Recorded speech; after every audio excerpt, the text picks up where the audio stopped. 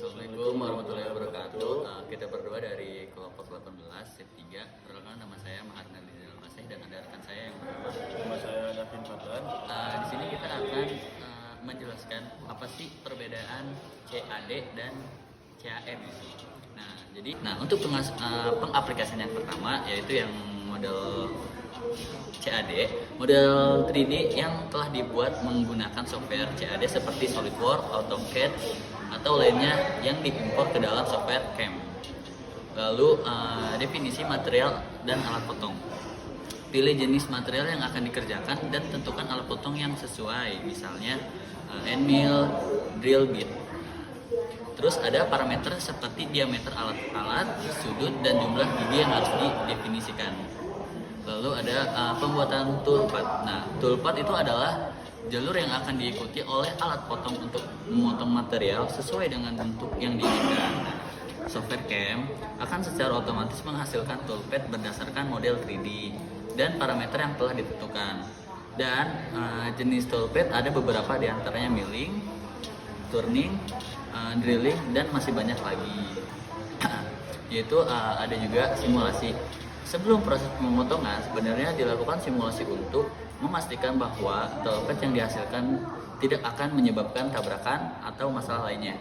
Simulasi ini akan menunjukkan bagaimana alat potong akan bergerak dan memotong materai. Lalu ada post processing. Nah, post processing itu setelah simulasi dianggap aman, hasil toolpath akan dikonversi menjadi kode atau yang disebut G-code. Ini adalah bahasa yang dapat dipahami oleh mesin CNC. Lalu transfer kode ke mesin CNC. Kode atau G-code yang dihasilkan akan ditransfer ke mesin CNC melalui komputer atau perangkat penyimpanan.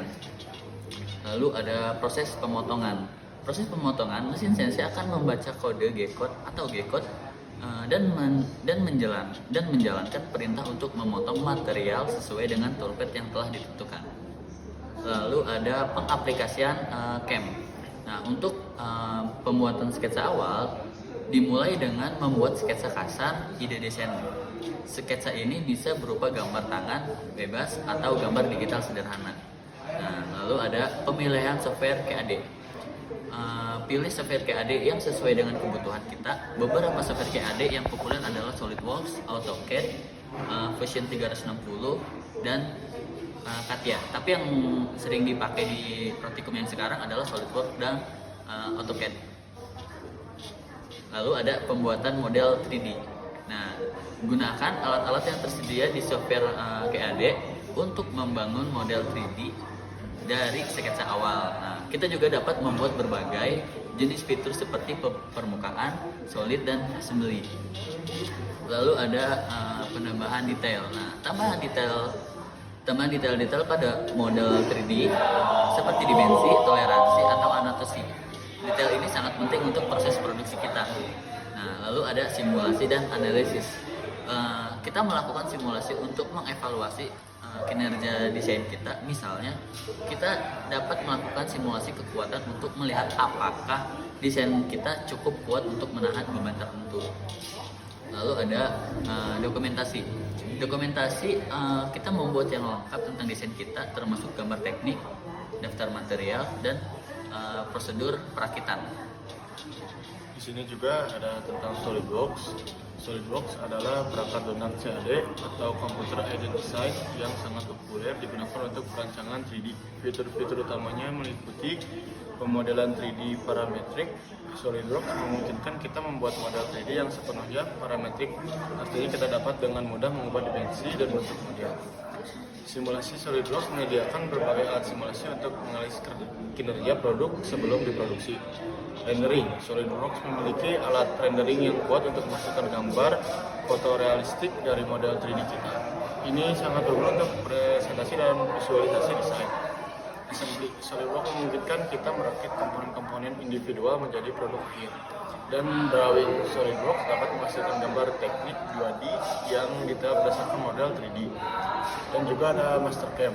Mastercam adalah perangkat lunak CAM atau Computer Aided Manufacturing yang digunakan untuk mengonversi desain 3D menjadi kode NC atau numerical control yang dapat dipahami oleh mesin CNC. Fitur-fitur utamanya yaitu pembuatan toolpath Mastercam secara otomatis menghasilkan jalur alat yang optimal untuk berbagai proses pemesinan seperti milling, turning, dan drilling.